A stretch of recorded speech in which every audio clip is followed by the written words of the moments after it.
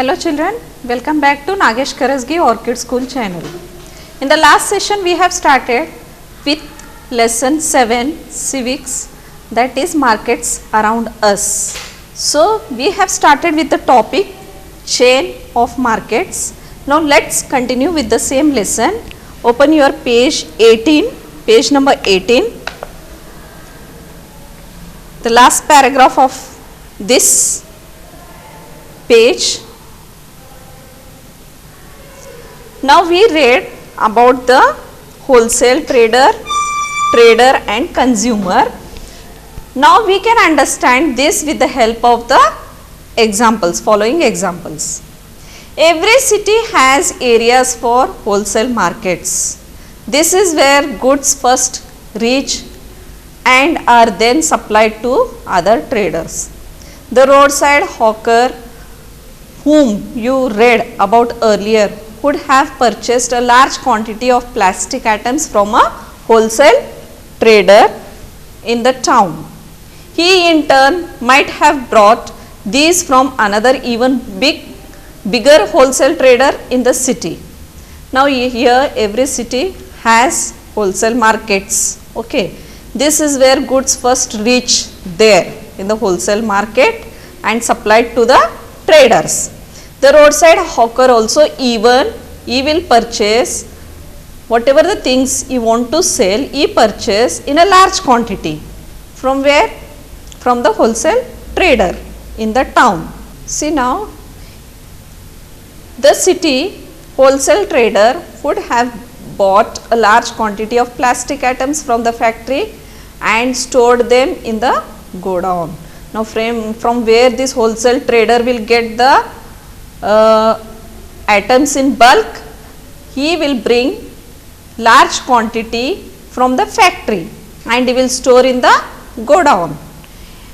In this way, a chain of markets is set up. When we purchase, we may not be aware of the chain of markets through which these goods travel before they reach. So, the chain of markets is set up when we are purchasing anything. We are not aware of all these chain of markets, just we take the thing or item whatever we need, but how it travels that we don't know. Now we are learning that. Aftab, the wholesaler in the city. Aftab is one of the wholesale trader who purchases in bulk.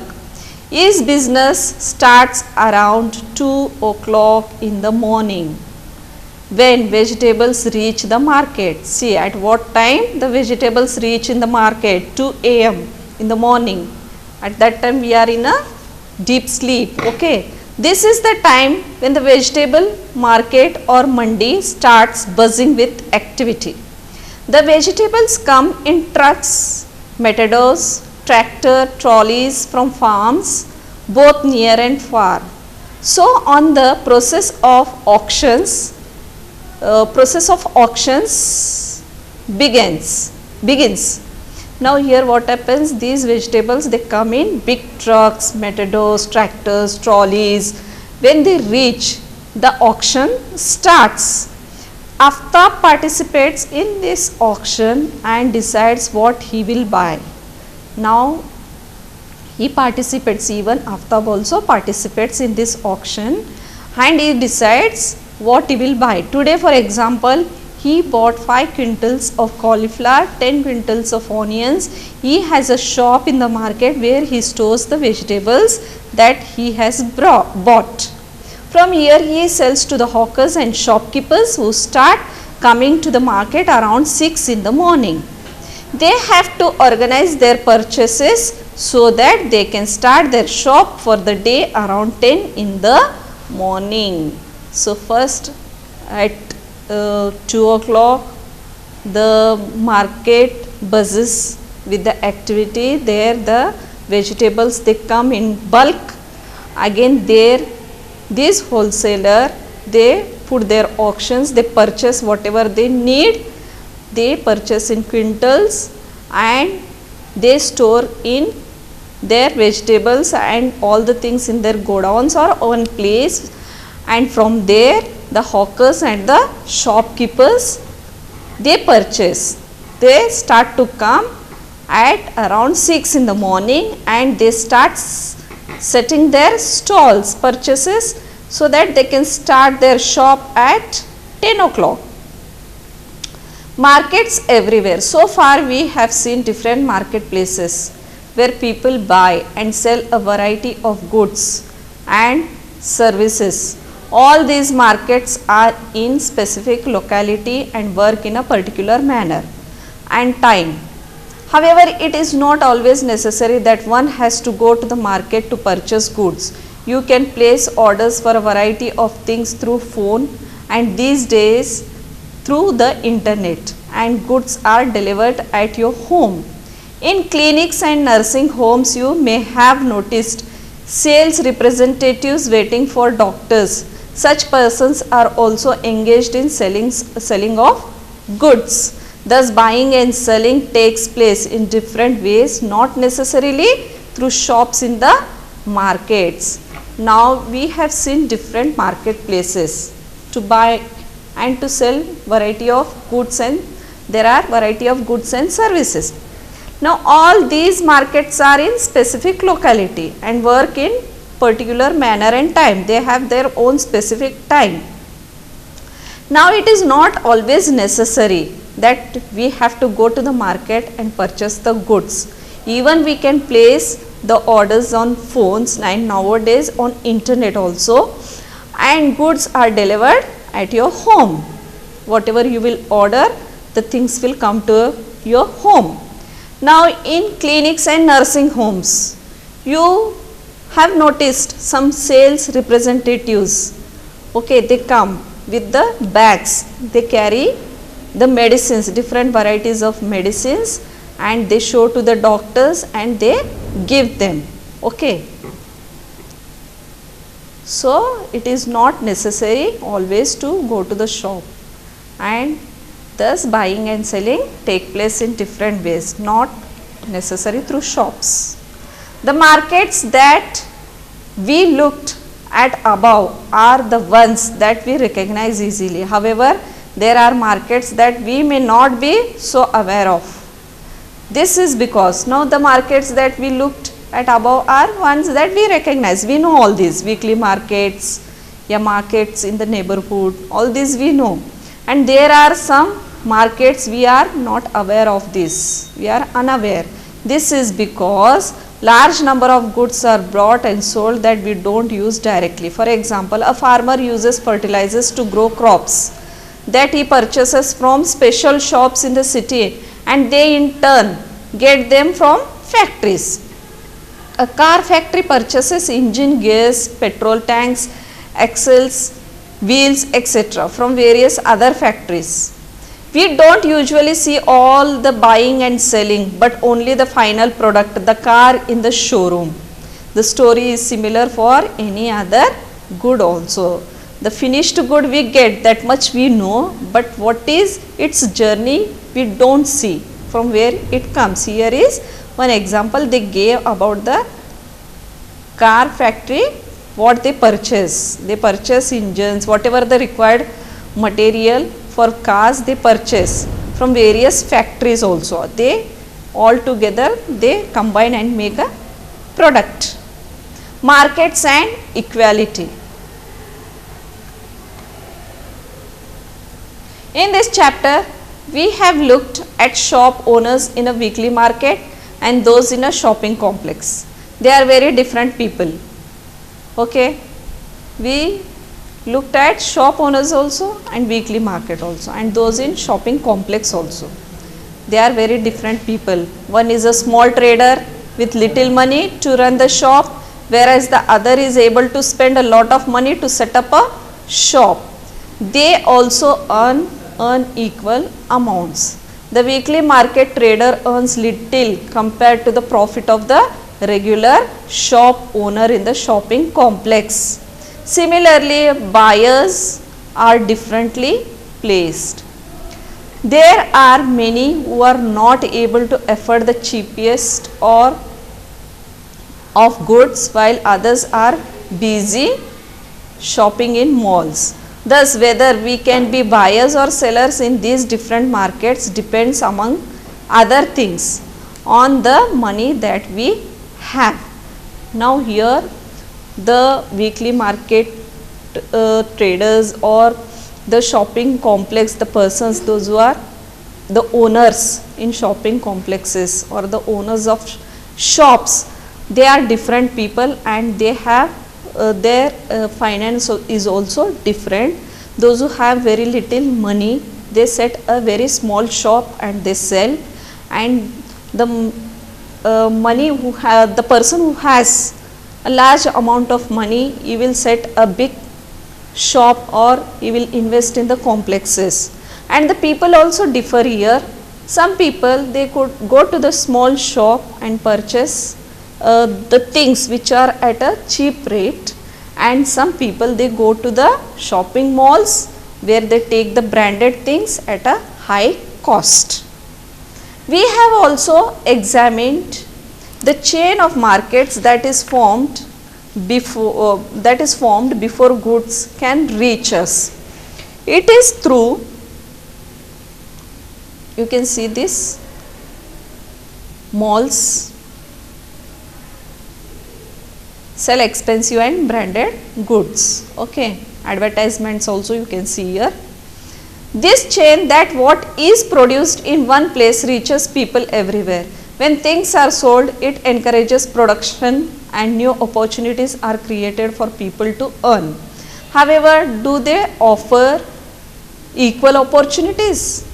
We will try to understand this through the story of shirt in the next chapter. So, when things are sold, it encourages the production and new opportunities are created. Okay. However, if they produce some of the products and the sale is very good, they get encouraged and they get new opportunities also. However, they offer equal. Here is a question. See, it is encourages production and new opportunities are created for people to earn. Do they offer equal opportunities? We will understand this through the story of a shirt in the next chapter.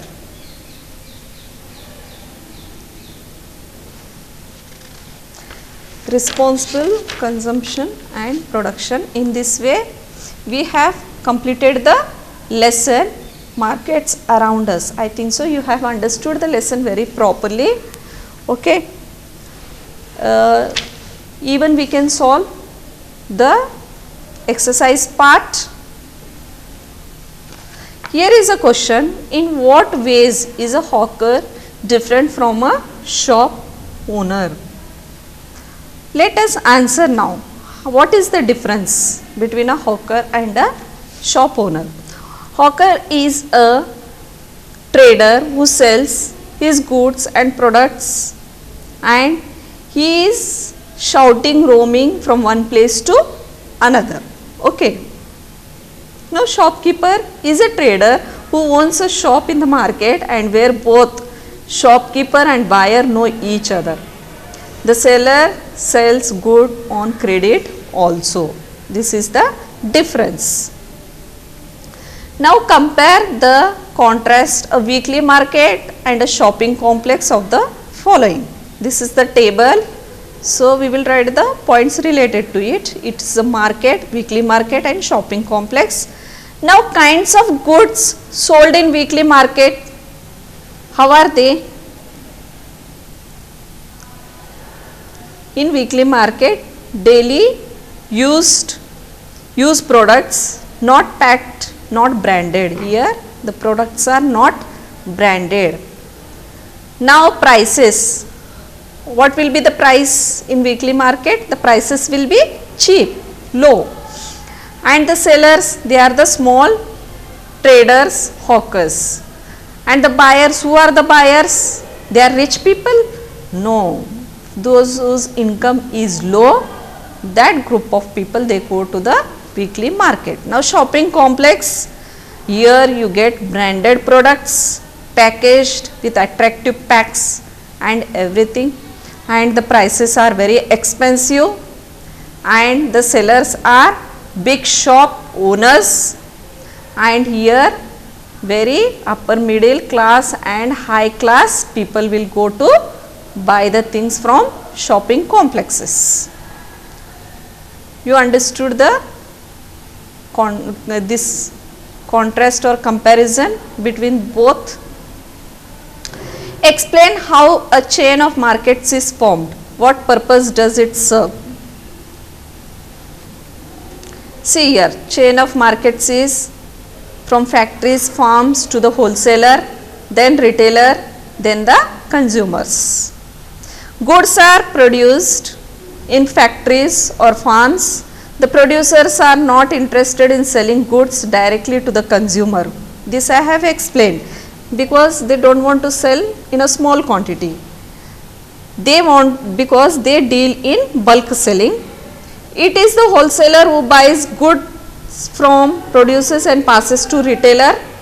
The retailer acts as a final seller for consumer, as they deal directly with consumers. The chain of market serve the following purposes. Consumers get their goods in small quantities, producers get their goods sold in bulk, and consumer get their goods nearby their homes also.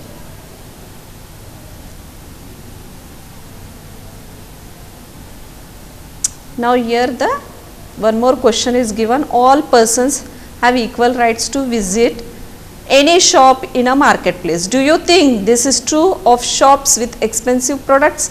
Explain with examples. What do you feel? Yes, all persons have equal rights to visit any shop. Every person had an equal right, okay, even those selling expensive items. Now we saw the example of Sujata and Kavita. Now buying and selling can take place without going to marketplace. Explain this statement with the help of example. Now buying and selling can take place without going to marketplace, as it is not always compulsory for one to go to the marketplace to purchase goods. This is an era of internet. We can place orders of a variety of things through internet or phone. The goods are delivered at your doorsteps or our doorsteps. So we have completed this, and this is the glossary. You can read it and understand what is weekly market, mall, wholesale, chain of markets. Okay. Yes children, once again we will see the mind map, what we have learned. Markets around us. Now markets, movements of goods, manufacturing company, goods are or services found in finished form. Wholesaler, he buys goods from the company and sells them to the retailers. Weekly markets are held in cities on a particular day of the week. It is an outdoor market held traditionally in a particular street in the town. Now neighboring shops. Neighborhood shops are different shops near our houses or in our locality that sell daily use of goods and services. We can buy milk, groceries, stationery, edibles or medicines. These shops could be found in permanent and temporary setups. Now shopping complex and malls. Markets that have many shops under one roof are referred to as shopping complex. Some complexes have multi-storied stores, air-conditioned shops situated on different floors. These complexes are termed as the malls. Now chain of markets. The people in between the producer and the final consumers are the traders. Trader link. The wholesale trader first buys goods in a large quantities, then he sells to other trader. Buying and selling takes place between the traders. Goods reach far away places only through these links of traders. Now markets. Markets everywhere, buying and selling of goods and services takes place in different ways. Not necessarily through shops in the market. We can purchase goods through internet, phone. Goods are delivered at our homes. Markets and equality. There are two types of traders, small seller and big seller. They earn unequal profits. Buyers are two types, the one who cannot afford the cheapest of the goods, while the other buys in shopping malls.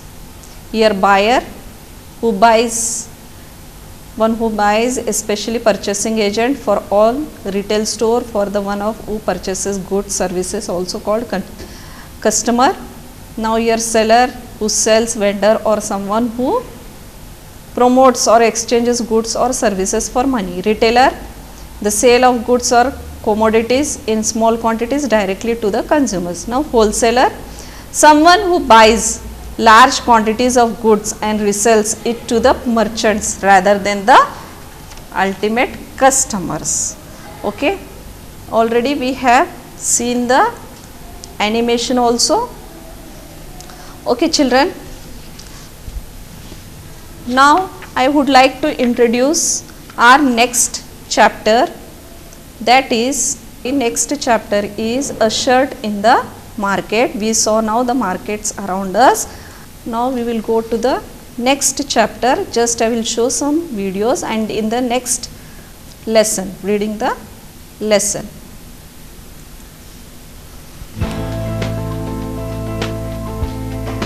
Cotton is an arable crop that is grown from its fiber.